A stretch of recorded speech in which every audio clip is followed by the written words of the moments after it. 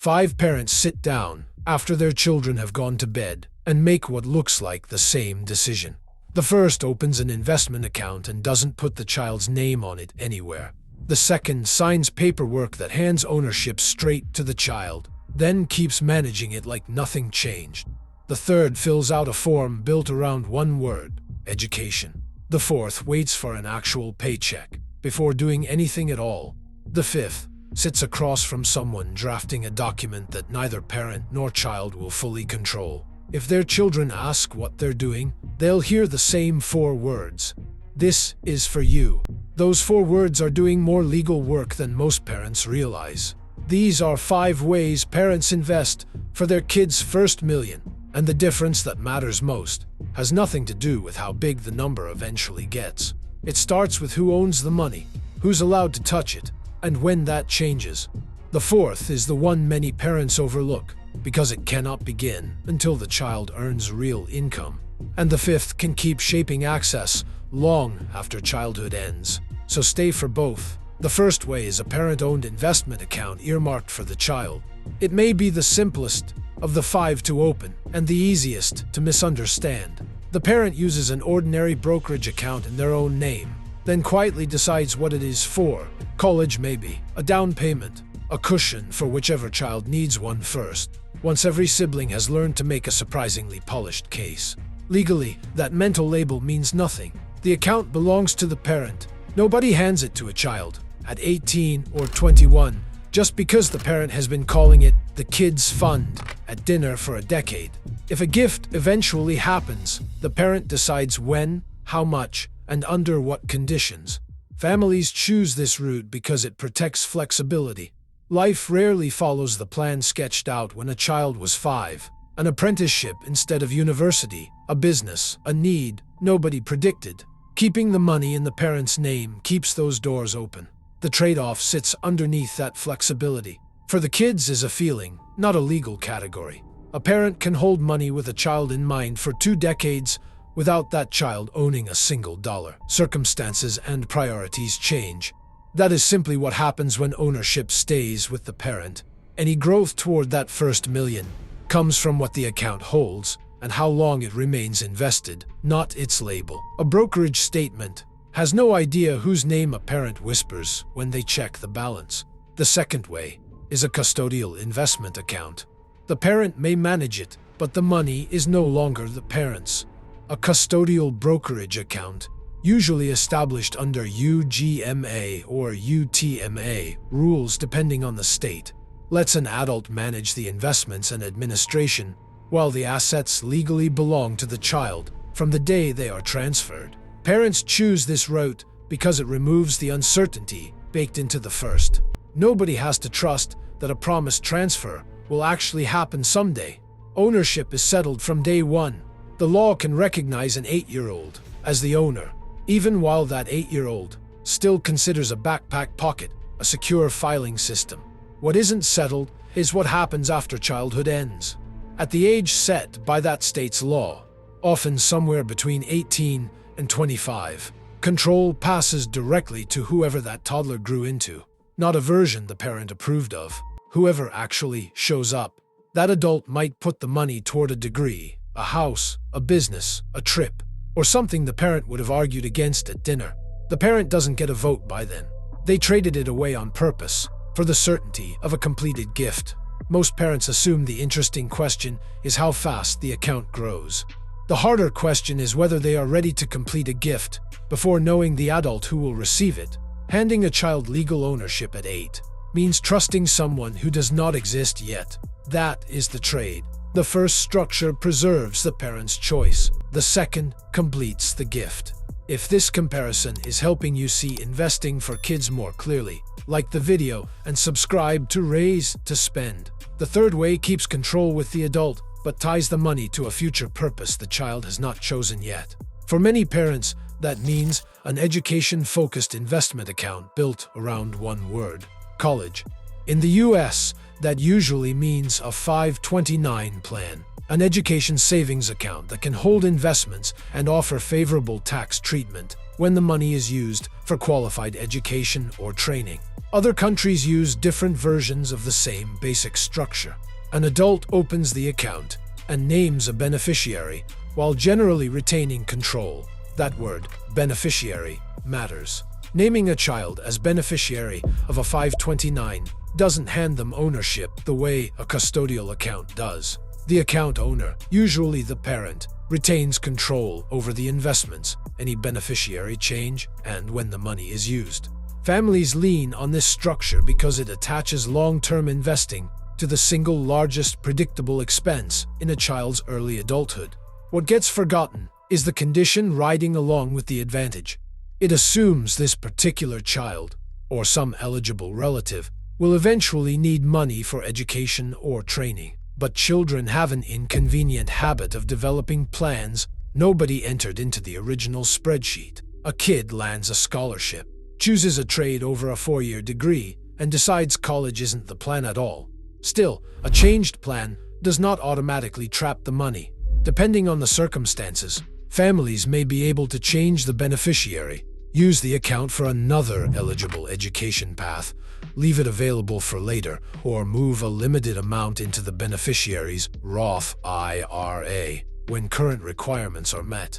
That rollover is limited and secondary to the account's education purpose. The honest version of this structure isn't really how much will college cost. It's closer to how confidently does a parent want to tie in investments tax benefits to a chapter of the child's life the child hasn't written yet. The fourth way is often overlooked because it cannot begin until the child has legitimate earned income, a custodial Roth IRA.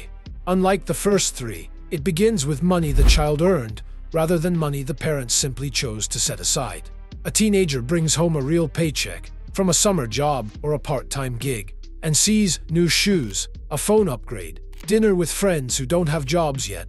A parent paying attention sees something else, the earliest dollar that child may ever get the chance to put toward retirement. That legitimate earned income creates the eligibility. A Roth IRA for kids cannot be funded simply because a parent likes the idea of compound growth. The child needs real compensation, and contributions are limited by how much they actually earned. A contribution made at 15 or 16 has decades ahead of it before retirement means anything to the person who earned it. The rest of school, a first apartment, a first job, middle age, and beyond. Nobody can promise what that becomes. But of all 5 structures, this one can place the greatest distance between the first contribution and the day the child may finally need it. This account carries retirement rules, not general spending rules, and treating it like a fund for a car or a trip misreads the point. There's something almost strange about a first paycheck touching 2 timelines at once. One paying for pizza this weekend, the other quietly aimed at a version of that kid 70 years away. Spending part of it isn't a failure. That's partly what a first paycheck is for. The fifth way, investing through a trust, solves the opposite problem. It can keep control outside the child's hands, well into adulthood. Its story begins years later with an adult, 25, maybe older, who benefited from money set aside when they were still losing teeth. No check arrived on their 18th birthday. A trustee remains involved, following instructions written before that adult could vote, let alone manage a portfolio. A trust separates benefiting from money from directly controlling it. A trust involves 3 roles: the person who created and funded it, the trustee who manages what's inside, and the beneficiary who receives the benefit under its terms. In everyday language, people may call this a trust fund for a child. Legally, the trust is the structure holding or controlling the assets. While any growth still depends on the investments inside it, the decisions made about them, fees, taxes, and time. What a trust buys is control over timing. A parent can decide a child receives support gradually, or only after certain milestones, or differently than a sibling with different needs. That control has a cost. Legal drafting, an ongoing trustee relationship, administration, and the plain fact that instructions written today have to somehow fit a person who doesn't fully exist yet. A trust can control distribution. It can't guarantee the person receiving it will be ready for it, or that terms drafted years earlier will still make sense for the adult they were written for. A parent gets to extend their judgment years past the point where they normally hand over the keys. That's a kind of power, and it comes with a matching weight. In this comparison, the trust's defining feature is control over timing and distribution. Its tax treatment and usefulness depend on the arrangement, and plenty of families will never need one. That completes the five-way progression: a parent-owned investment account, a custodial brokerage account, a 529 education account, a custodial Roth IRA, and a trust. All five can hold investments. They create very different rules around ownership, access, purpose, and control. Underneath them sits one shared instinct: put money aside now so a child has more room later. The differences show up in a handful of questions worth asking. Who owns the money right now? The parent, the child, or a trust acting on the child's behalf? Who eventually gets to decide what happens to it? Does that stay with the parent, shift to the child at a set age, or stay with the trustee indefinitely? What is the money actually allowed to be used for? Anything at all, education specifically, retirement specifically, or whatever a written document says. And what happens if the plan changes? No college, an early scholarship, a business instead of a degree, a kid who isn't ready for full control at the age the law happened to pick? One more question sits underneath all of them. What is the structure actually providing?